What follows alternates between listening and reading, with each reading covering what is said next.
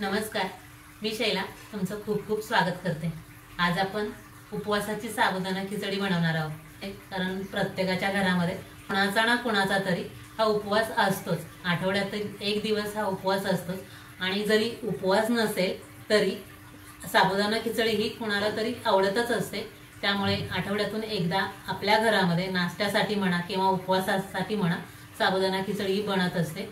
तर अशी ही साबुदाणा खिचडी आज आपण बनवणार आहोत। आपण साबुदाणा खिचडी करणार आहोत। तर साबुदाणा खिचडी करण्यासाठी मी हा आधीच साबुदाणा भिजवून घेतलेला आहे, पाहू शकता तुम्ही।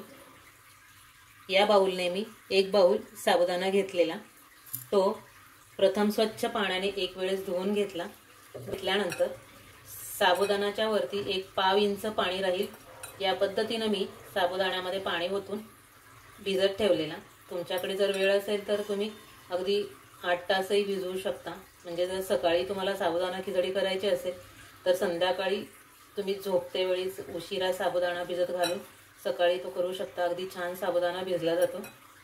किंवा सकाळी 2 तास अगदी भिजवून साबुदाणा तुम्ही घेऊ शकता। पॅन गरम झाला की गॅसची फ्लेम लो ठेवायची। 1 चमचा तूप, तुमच्याकडे जर तूप नसेल तर तुम्ही शेंगदाणा तेलही वापरू शकता। तूप गरम झालं की त्यामध्ये मी 5 मिरची घेतलेली आहे। मी जाडसर भरड करून घेतलेली आहे। ती मिरची मीडियम तिखट आहे।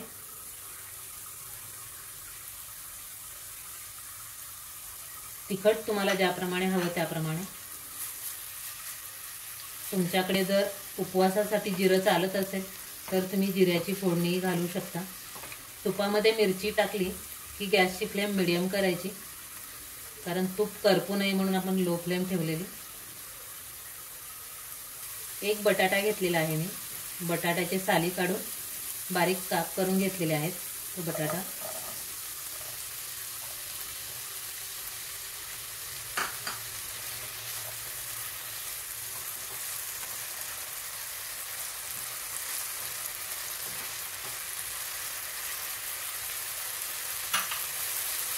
रॉक सॉल्ट अर्धा चमचा घेतलेला आहे थोडंसं। आपल्याला बटाटा शिजवून घ्यायचा आहे आधी, त्यासाठी थोडंसं मीठ टाकलेलं आहे। आपण नंतरही मीठ टाकणार आहोत।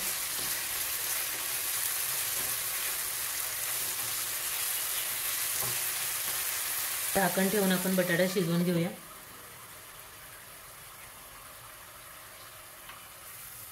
एक 2 मिनिटांनंतर झाकण काढून बटाटा हलवून घेऊया।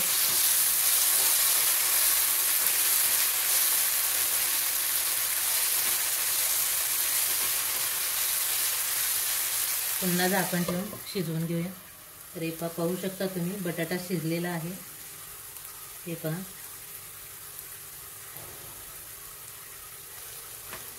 बटाटा शिजल्यानंतर आपण भिजवून घेतलेला साबुदाणा मिक्स करूया।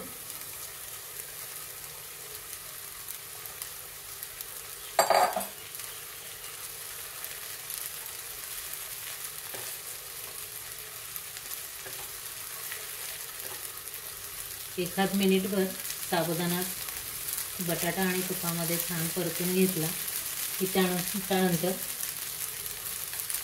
शेंगदाण्याचा कूट, आम्ही शेंगदाण्याचा कूट शेंगदाणे भाजून जाडसर कूट करून घेतलेला आहे।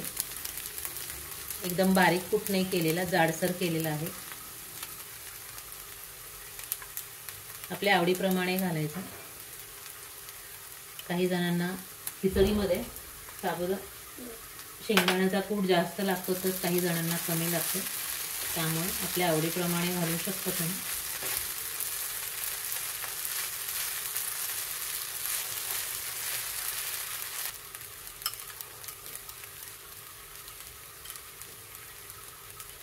साधारण मी पाववाटी शेंगदाण्याचा कूट घातलेला आहे। तोही छान मिक्स करून घ्यायचा।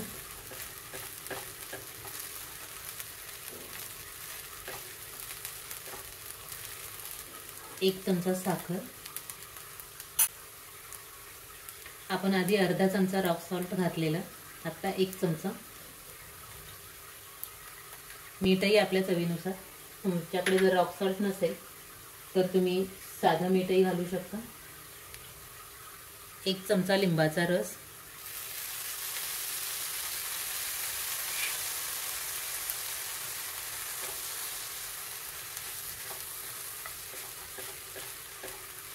एक छोटा लिंबू मी रस काढून घेतलेला आहे, 1 चमचा घेतलेला. झाकण ठेवून 1-2 मिनिटं आपण वाफ काढून घेऊया.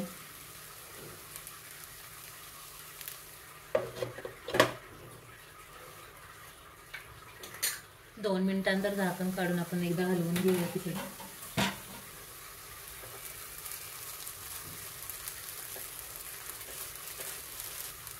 आणखी 1-2 मिनिटं झाकण ठेवूया. छान आपली खिचडी तयार झालेली आहे, पाहू शकता तुम्ही. तुम्हाला जर या स्टेजला कोथिंबीर घालायची असेल तर तुम्ही कोथिंबीर घालू शकता. माझ्याकडे कोथिंबीरही खात नाहीत उपवासासाठी, त्यामुळे मी घालत नाही आहे. तुम्हाला हवी असेल तर तुम्ही घालू शकता.